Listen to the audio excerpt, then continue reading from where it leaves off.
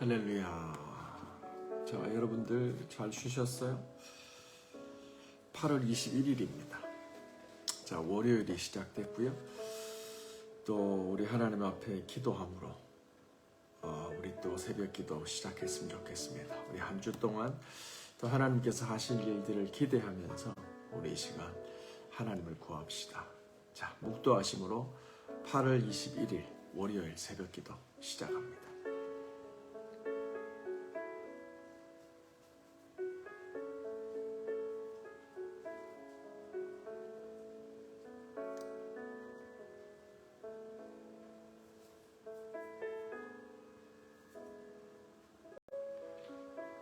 하나님 감사합니다. 나의 힘이 되신 여호와여, 내가 주님을 찬양합니다. 주님은 나의 찬송이시오. 주님은 나의 산성이시며 주님은 나의 도움이십니다. 아버지, 이번 한 주도 주의 말씀 붙잡고 성령의 능력을 의지하고 우리들의 삶에 길을 내시는 하나님을 찬양하며 하루를 시작합니다. 일주일을 주님 다 주님 손에 맡깁니다. 선하신 하나님께서 주의 은혜로 인도하여 주옵소서. 오늘도 저희가 영적 만나를 구하며 하나님의 신령한 음식, 그 생명의 말씀을 구합니다. 주여 말씀하시옵소서. 예수님의 이름으로 기도합니다. 아멘. 아멘. 자, 오늘 하나님께서 저희에게 주시는 말씀은 사도행전 24장입니다. 24절부터 25장 12절까지 말씀입니다. 수일 후에 벨릭스가 그 아내 유대 여자 드루실라와 함께 와서 바울을 불러 그리스도 예수 믿는 도를 듣거늘 바울이 의와 절제와 장차 오는 심판을 강론하니 벨릭스가 두려워하여 대답하되 지금은 가라. 내가 틈이 있으면 너를 부르리라 하고 동시에 또 바울에게서 돈을 받을까 바라는 고로 더 자주 불러 같이 얘기하더라. 이태가 지난 후 보르기오 베스도가 벨릭스의 소임을 이어받으니 벨릭스가 유대인의 마음을 얻고자 하여 바울을 구류하니라. 베스도가 부임한 지 3일 후에 가이사랴에서 예루살렘으로 올라가니 대제사장들과 유대인 중 높은 사람들이 바울을 고소할세 베스도의 호의로 바울을 예루살렘으로 옮기기를 청하니 이는 길에 매복하였다가 그를 죽이고자 함이더라. 베스도가 대답하여 바울이 가이사랴에 구류된 것과 자기도 멀지 않아 떠나갈 것을 말하고 또 이르되 너희 중 유력한 자들은 나와 함께 내려가서 그 사람에게 만일 옳지 아니한 일이 있거든 고발하라 하니라. 베스도가 그들 가운데 8일 혹은 10일을 지낸 후에 가이사랴로 내려가서 이튿날 재판 자리에 앉고 바울을 데려오라 명하니 그가 나오매 예루살렘에서 내려온 유대인들이 둘러서서 여러 가지 중대한 사건으로 고발하되 능히 증거를 대지 못하지라. 바울이 변명하여 이르되 유대인의 율법이나 성전이나 가이사에게 내가 도무지 죄를 범하지 아니었노라 하니 베스도가 유대인의 마음을 얻고자 하여 바울대로 묻되 내가 예루살렘에 올라가서 이 사건에 대하여 내 앞에서 신문을 받으렸느냐. 바울이 이르되 내가 가이사의 재판 자리 앞에 섰으니 마땅히 거기서 신문을 받을 것이라. 당신도 잘 아시는 바와 같이 내가 유대인들에게 불의를 행한 일이 없나이다. 만일 내가 불의를 행하여 무슨 죽을 죄를 지었으면 죽기를 사양하지 아니할 것이나 만일 이 사람들이 나를 고발하는 것이 다 사실이 아니면 아무도 나를 그들에게 내줄 수 없나이다. 내가 가이사에게 상소하노라 한대 베스도가 배석자들과 상의하고 이르되 내가 가이사에게 상소하였으니 가이사에게 갈 것이라 하니라. 아멘. 살아계신 하나님의 말씀입니다. 자, 우리 한 5분 정도 말씀 묵상합니다.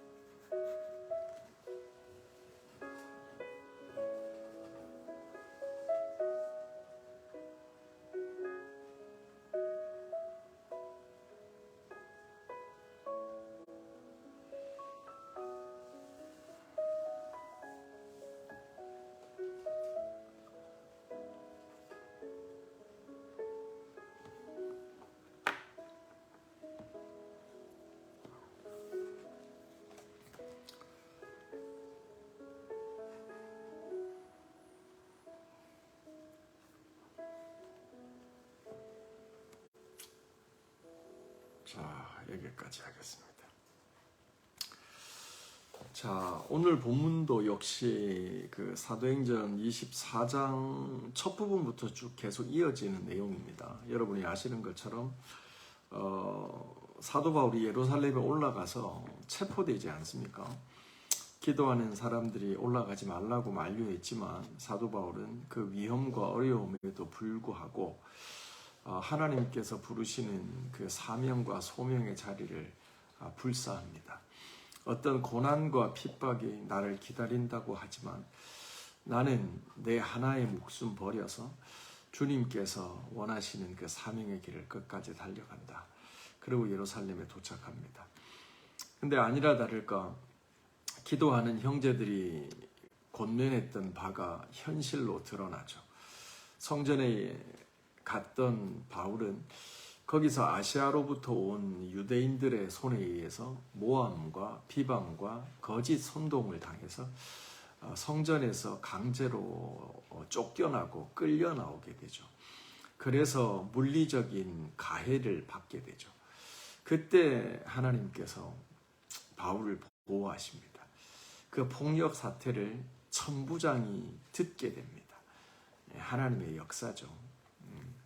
그래서 천부장이 급히 움직여서 공권력을 동원해서 바울을 구출해 냅니다. 그리고 공권력이 바울을 보호하기 시작합니다. 그래서 바울은 그렇게 천부장의 손에 이끌려서 보호를 받고 있던 중에 유대로부터 온 그 나쁜 사람들, 뭐 나쁜 사람들이라고 하죠. 나쁜 사람들이 어디 있겠습니까만은 하여튼 성경적인 구도에서 보면 근데 그 사람들 중에 이제 40명이 바울을 죽이기로 결사대가 구성이 됩니다. 내가 바울을 죽이기 전에는 그가 죽기 전에는 음식도 물도 마시지 않겠다. 라고 이제 헛된 결심을 하는 특공대 결사대가 구성이 되어집니다.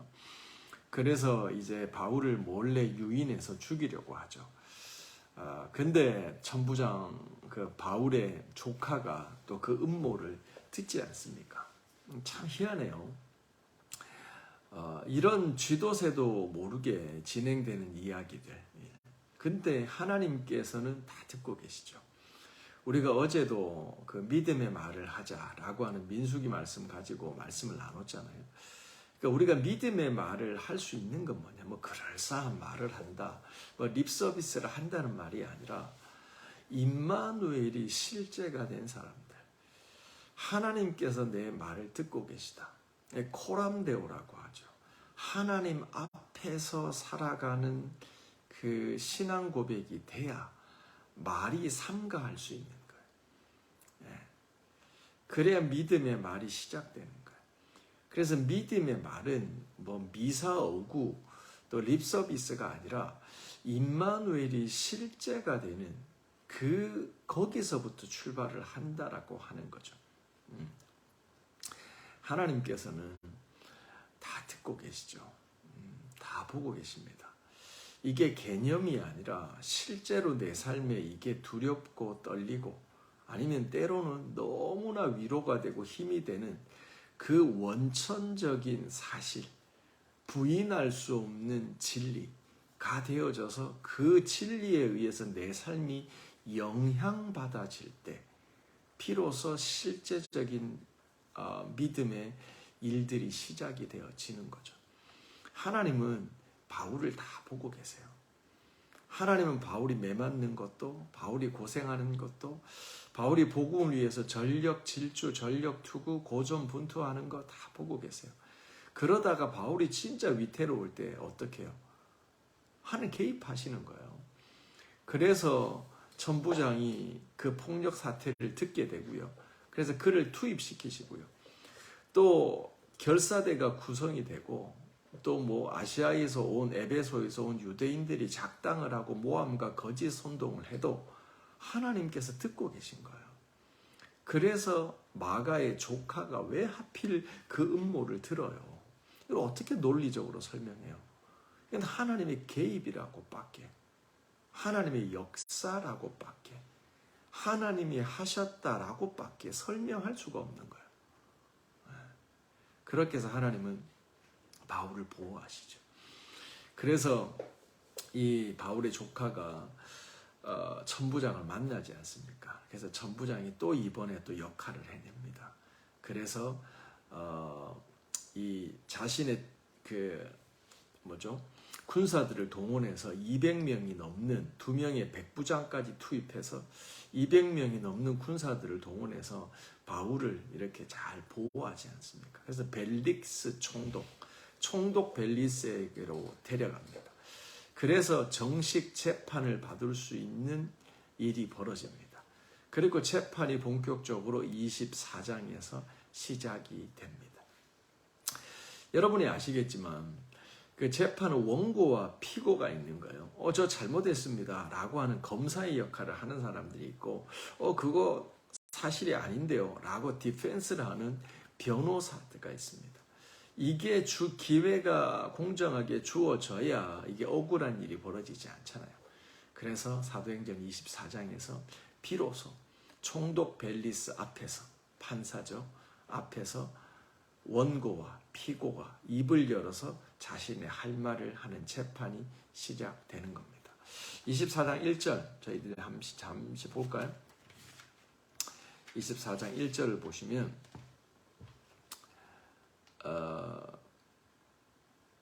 닷새 후에 제사장 아나니아가 어떤 장로들과 한 변호사 더둘로와 함께 내려와서 총독 벨리스 앞에서 바울을 고발하니라. 바울을 부르매 더둘로가 고발하여 이르되, 검사입니다. 이 사람이 지금. 그러면서 바울 나쁘다고 얘기를 하는 거예요. 그러면서 얘기하는 게 5절입니다. 우리가 보니, 우리 검사의 입장에서 보니, 유대인의 입장에서 보니 바울은 전염병과 같은 사람입니다. 이게 사실 검사의 입장에서 전염병이지 하나님의 입장에서 보면 영향력입니다. 바울의 말이 힘을 얻어서 성령의 능력으로 퍼져가는 거예요. 하루에 3천이 구원받고 5천이 구원받는 역사가 이 유대인의 입장에서는 전염병과 같이 나쁘게 보이지만 이건 성령의 역사인 거예요. 영향력인 거예요. 그리고 유대인들을 다 소요하게 하여 나사렛 이단의 우두머리다. 바울을 이단으로 정죄하고요. 사람들에게 소요와 폭력 사태를 일으키는 주동자라고 얘기를 합니다. 그리고 6절에 그는 성전을 더럽혔습니다. 이거는 완전히 거짓이죠. 에베소에서 왔던 사람, 그 청년과 같이 있는 것을 보고 그를 성전에 데리고 들어갔다. 이방인이 들어갈 수 없는 에리어까지 넘어서서 그 중간에 막힌 담을 헐어서 성전의 중앙까지 들어갔다. 라고 모함을 하는 그걸 하는 겁니다. 이렇게 고발을 하죠. 그랬더니 이거를 총독 벨리스가 다 듣고 있습니다. 그러면서 어제 큐티를 딱 보면서 어제 10절 말씀 보시면 총독 벨리스가 머리를 흔들어 표시합니다. 이렇게요. 이게 뭐죠? 바울에게 말해도 된다는 거예요. 그러자 바울이 입을 엽니다. 그러면서 당신이 총독된 거, 당신이 총독이 된 다음부터 우리 유대인들이 여러 가지 괜찮아진 거 감사합니다. 라고 하는 인사를 하게 되죠. 그러면서 바울이 이제 자신을 변론을 쭉 합니다. 변론을 쭉 하죠. 그리고 끝납니다. 그게 21절까지 10절부터 시작된 바울의 자기 변호가 21절에서 끝이 납니다. 그랬더니 벨릭스가 다 들었죠. 이제 검사와 변호사의 얘기를 다 들었지 않습니까? 여러분 재판을 좀 이해하시지요. 판사는 이렇게 양쪽 얘기를 다 들으면 이게 한 번의 아이가 아니네 라는 게 이해가 안 되면 휴정을 합니다. 잠시 재판을 브레이크를 하고요. 브레이크 오프를 하고 그 다음에 이제 더 증인들을 이제 불러서 더 어떤 검사 측이건 원고 측이건 피고 측이건 더 세울 증인이 있으면 불러서 그 다음 재판을 이어가는 겁니다. 22절입니다. 벨릭스가 이 도에 관하여 더 자세히 아는 거로 연기하여 재판을 연기합니다. 휴정합니다. 그러면서 말합니다. 천부장 루시아가 내려오거든 내가 이것을 결정하겠다. 천부장을 증인으로 소환하게 되는 겁니다. 자, 이러고 오늘 본문으로 돌아옵니다. 24절 하나하나 보겠습니다. 24절 수일 후에 벨릭스가 그의 아내 유대 여자 드루실라와 함께 와서 바울을 불러 그리스도 예수의 믿는 도를 듣거늘. 아멘. 자, 여기서 수일 후라는 건 며칠이 지났다는 거죠. 무슨 말이에요? 재판이 휴정됐다가 다시 재판이 시작됐다는 말입니다. 그래서 오늘 본문은 이렇게 재판이 다시 시작된 다음에 사도 바울이 중간에 그 유대인들이 다시 벨릭스가 베스도로 총독이 바뀌는 이 와중에 재판을 예루살렘으로 가서 다시 하려고 하죠. 그런 음모. 왜냐하면 예루살렘으로 가는 중에 또 40명 있죠. 엄한 거, 헛된 거 결심해서 괜히 안 먹고 이런 사람들 있죠. 그 사람들이 바울이 예루살렘으로 이동할 때 죽이려고. 그렇게 했지만 그렇게 되지 않죠. 그래서 결론적으로 이 베스도가 바울한테 묻죠. 너 예루살렘에 가서 재판받을래? 아니요. 저는 로마에 갈 겁니다. 그래서 로마로 가는 그 내용입니다. 자, 이 내용 가지고요. 저희가 오늘 한 가지만 살펴볼까 싶은데 시간이 되면 두 가지입니다. 첫 번째가 뭐냐면 벨릭스에 대해서 좀 보려고 합니다. 벨릭스가 어떤 사람이냐는 거죠. 먼저 첫 번째 어제 큐티를 이어서 보면 벨릭스가 재판을 휴정하면서 성경은 그에 대해서 아주 흥미로운 얘기를 하나 기록합니다. 그게 뭐냐면 벨릭스는 그 유대인들이 이단이라고 정죄하는, 우리로 치면 기독교죠. 기독교의 도리, 기독교의 교리, 기독교의 믿음의 내용에 대해서 아주 잘 알고 있는 사람이다라고 기록합니다. 22절이죠. 어제 큐티 24장 22절 벨릭스가 이 도에 관한 것을 더 자세히 아는 거로 기록합니다. 사랑하는 성도 여러분, 이 로마 사람 벨릭스 총독이 어떻게 기독교에 대해서 잘 알고 있었을까요? 이것은 우리가 벨릭스를 이해할 때 굉장히 중요한 포인트가 되어집니다. 오늘 큐티 본문은 그 답을 하고 있죠. 24절이죠.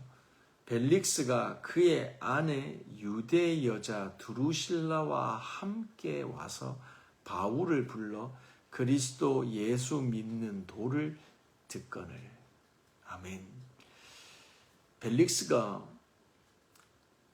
예수 믿는 도, 기독교에 대해서, 복음에 대해서 잘 알고 있었던 이유는 뭐냐면 그의 아내의 역할이었어요.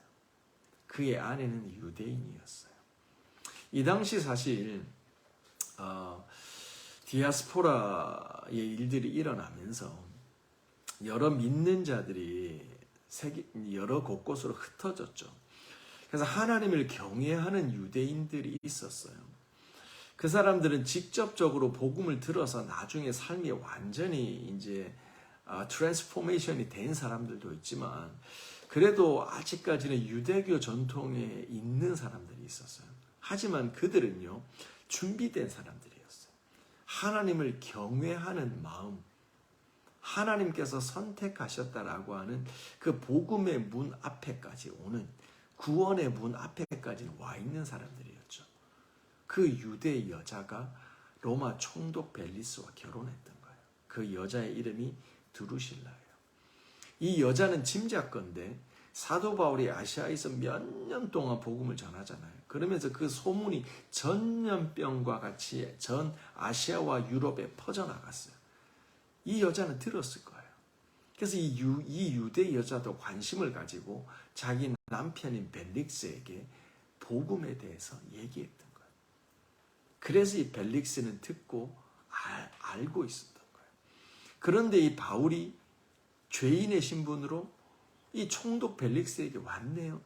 그랬더니 궁금할 거 아니에요.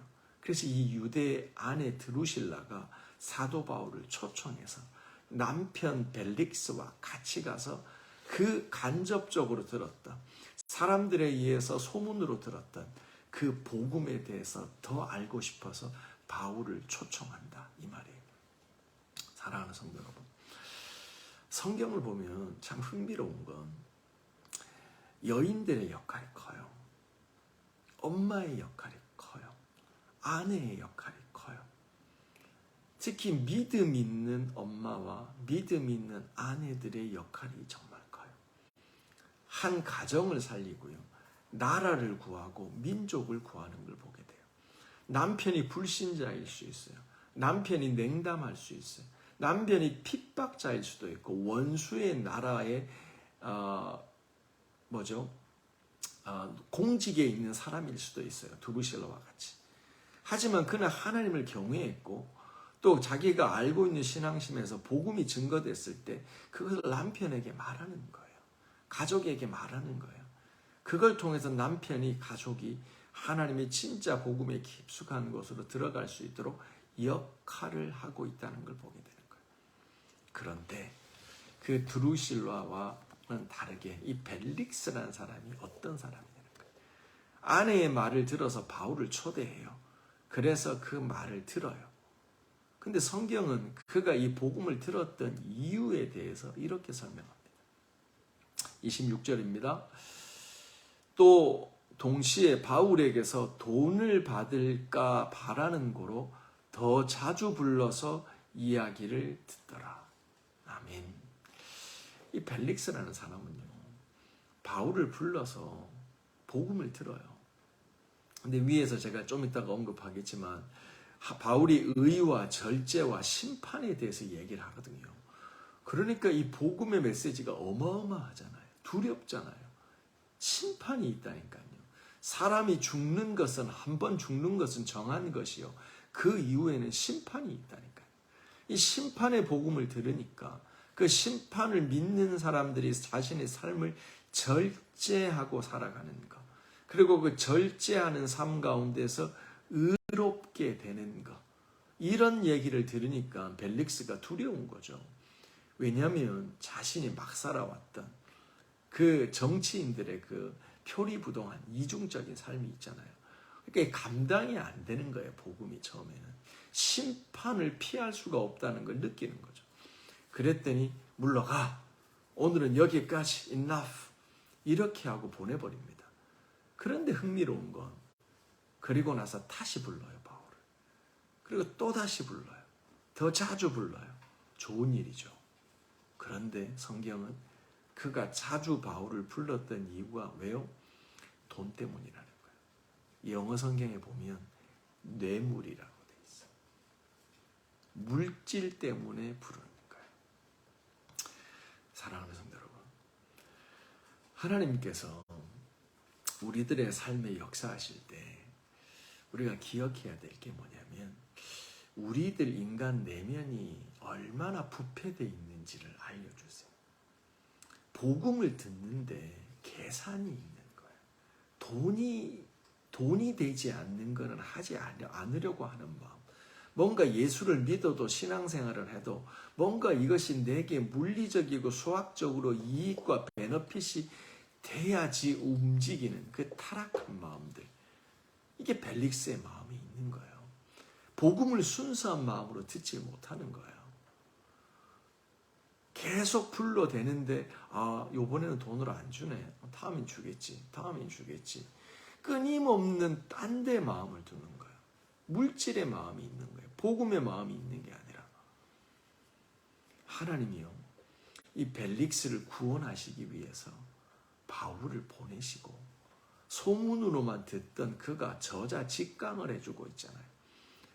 거기서 거듭나지 않으면, 거기서 거듭나야 천국 백성 되고 새로운 삶이 되는 건데, 벨릭스는 이 계속 복음을 들으면서 딴 생각을 하는 거예요. 근데 그런 다음에 어떻게 해요? 이게 평생 이런 하나님의 찬스가 있나요? 기회가 있나요? 아니에요. 성경은 얘기해요. 27절, 이태가 지난 후에, 2년이 지난 후에 보르기오 베스도가 벨릭스를 리플레이스를 해요. 가이사라의 총독이 바뀌는 거예요. 저는 큐티하면서요, 이 구절을 보면서 좀 섬뜩했어요. 왠지 아세요? 평생 기회가 있는 게 아니에요. 구원의 문이요, 천국 문이 주구장창 열려 있는 게 아니에요. 어느 날 꽝 닫혀요. 그때는 문을 두드려도 그 문은 열리지가 않아요. 벨릭스는 2년 동안 사도 바울 저자를 직접 데려다 복음을 듣습니다. 근데 2년을 허송세월합니다. 2년을 그렇게 돈 하면서 2년이 지나갑니다. 그리고 그의 자리는 리플레이스 됩니다. 사랑하는 성도 여러분, 우리가 세월을 허송하지 맙시다. 허송세월하면 안 됩니다. 너희는 세월을 아끼라. 뱀같이 지혜롭고 비둘기같이 순결해야 됩니다. 시간이라고 하는 게 주구장창 날마다 공짜로 있으니까 무한정인 것 같죠. 세월을 아껴야 됩니다. 그리고 그 세월을 아껴서 보석 같은 시간들을 주님의 영광을 위해 준비하고 주님의 영광을 위해, 한 영혼을 위해 던지고 써야 된다 이 말입니다. 사도 바울은 얘기합니다. 그가 벨릭스를 초청해서 복음을 전합니다. 세 가지 주제를 얘기합니다. 25절, 바울이 의와 절제와 장차 오는 심판을 강론합니다. 사랑하는 성도 여러분, 심판을 믿으세요. 심판을 믿는 사람은요, 사람이 죽어 하나님 앞에 서서 심판받는, 이걸 믿는 사람은요, 절제하게 됩니다. 거꾸로 갑니다, 여러분. 의와 절제와 심판이 아니라 심판을 믿는 자는 삶을 절제합니다. 낭비하지 않습니다. 갈 수 있지만 안 갑니다. 할 수 있지만 안 합니다. 쉴 수 있지만 쉬지 않습니다. 절제하는, 셀프 컨트롤하는 겁니다. 주님을 위해서. 그렇게 절제하며 살아가는 사람들을 하나님은 뭐요? 의롭다 얘기하시는 거예요. 예수 그리스도가 우리들의 삶의 스토퍼가 되는 거예요. 하지 않는 거, 가지 않는 거, 우리들의 삶에서 절제하는 스토퍼가 되는 거예요. 심판을 믿기 때문이에요. 여러분, 그 전에 어제 어디죠? 바울이 벨릭스 앞에서요, 그 자신을 변호할 때도 보면 24절 4장 14절에 보면 이제 내가 당신께 고백합니다. 자신을 변론합니다. 나는 유대인들이 이단이라고 하는 도를 따라서 조상의 하나님을 섬기고 있습니다. 율법과 선지자들의 글에 기록된 것을, 여기가 포인트입니다, 다 믿습니다. 선별적으로 믿는 게 아니에요. 심판은 믿고 구원은 안 믿고, 구원은 믿고 심판을 안 믿는 게 아니에요. 성경에 기록된 걸 다 믿는다는 거예요. 15절, 그들이 기다리는 바 하나님을 향한 소망도 내가 가졌습니다. 그리고 곧 그 소망이라고 하는 건 의인과 악인이 부활한다는 거예요. 하나님의 나팔 소리가 울릴 때 심판의 보좌 앞에서 죽은 자, 산 자, 의인, 악인이 다 부활해서 하나님 앞에 서게 된다는 거예요. 이것으로 말미암아 나도 하나님과 사람 앞에서 항상 양심의 꺼리낌이 없이 살았습니다. 여러분, 앞에서도 이런 말을 사도 바울은 반복하는데요. 양심을 따라 선하게 살았다는 말이 뭐냐면 심판의 복음을 믿는 거예요. 부활을 믿는 거예요. 그리고 하나님 앞에 선다는 거예요. 그걸 다 믿기 때문에 오늘의 삶을 절제하고, 그리고 하나님께 의롭다 칭함을 받으면서 살아간다는 뜻인 거예요. 벨릭스는 이 복음을 2년 동안 듣습니다. 그런데 귀에 들리지 않습니다. 왜? 돈. 다른 데 마음이 가 있는 거예요. 세상의 마음을 빼앗기고 있는 거예요. 그렇게 2년의 세월이 지나자 문이 닫혀버립니다. 더 이상 기회가 주어지지 않습니다. 여기까지 하겠습니다. 오늘 이 말씀을 보면서요, 우리가 벨릭스가 어떤 사람인지, 그의 삶에 하나님이 얼마나 기회를 주시는지, 하나님이 얼마나 그가 구원받기를 원하시는지, 애쓰시는지, 바울을 보내시죠. 믿는 아내와 결혼시키시죠. 또 여러 가지 일들 가운데 판사 재판을 맡기시죠. 그리고도 안 믿으면 어쩔 수 없는 거예요. 뭐 지옥 백성 되는 수밖에 없는 거예요. 하나님은 오늘도 우리들이요, 하나님이 주신 이 구원과 은혜와 복음을 받아들여서 정말 주님이 나의 하나님이시고 우리가 주의 백성인 이 삶으로 우리를 초청하십니다. 더 이상 주저하지 마. 시간을 낭비하지 마세요. 하나님이 주신 기회를 아멘 붙잡고 주님께로 달려나가는, 육체의 욕심과 정욕을 따라 살지 않고 성령의 소욕을 따라 살아가는 저와 여러분 되시기를 주님의 이름으로 축원합니다. 자, 우리 기도하는 시간 가집니다. 하나님 감사합니다. 하나님 이 시간 주의 말씀 붙잡고 참으로 벨릭스 총독에 대해서 묵상합니다. 그의 삶에 하나님이 어찌 개입하셔서 그를 부르시고 그를 구원하시고자 하나님이 일하시고 계십니다. 아버지, 믿는 여자와 결혼하게 하시고 또 하나님 재판에 관여해서 판사의 자리에 앉게 하셔서 원고와 피고의 얘기를 다 들으며 하나님 모든 걸 살핀 다음에 이제는 바울을 개인적으로 불러서 의와 절제와 장차 오는 심판에 대해서 듣게 하십니다. 그에게 두려움을 느끼고 복음 앞에 직면하게 하시는 겁니다. 하나님 구원의 기회를 주셨습니다. 아버지, 그는 이 기회를 놓쳐버립니다. 2년 동안 딴 데 마음을 두고 물질과 성공과 세상, 정치인으로서의 스탠스, 아버지 스스로 돈의 종이 되어 살아갑니다. 아버지 하나님이 벨릭스의 얘기가 우리 안에 비춤되기를 원합니다.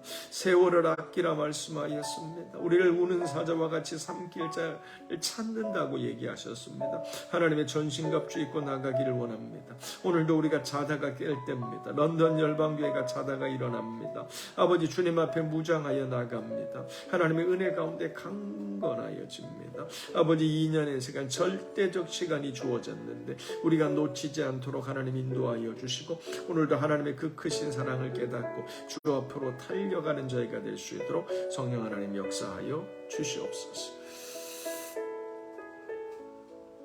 하나님 감사합니다.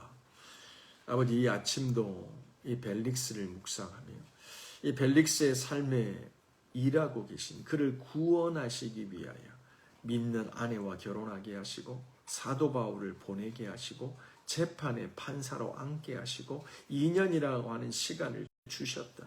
그 하나님의 사랑을 묵상합니다. 세월을 낭비했던 벨릭스를 보며 우리를 돌아봅니다.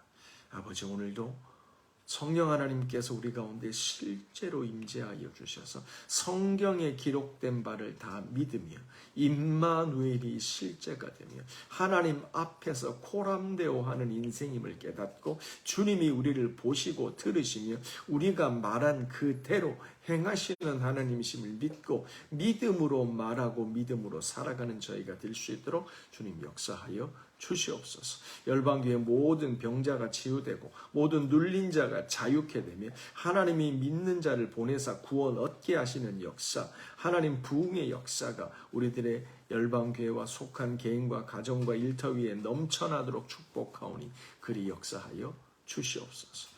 예수님의 이름으로 기도합니다. 아멘. 아멘. 계속 기도합시다, 여러분.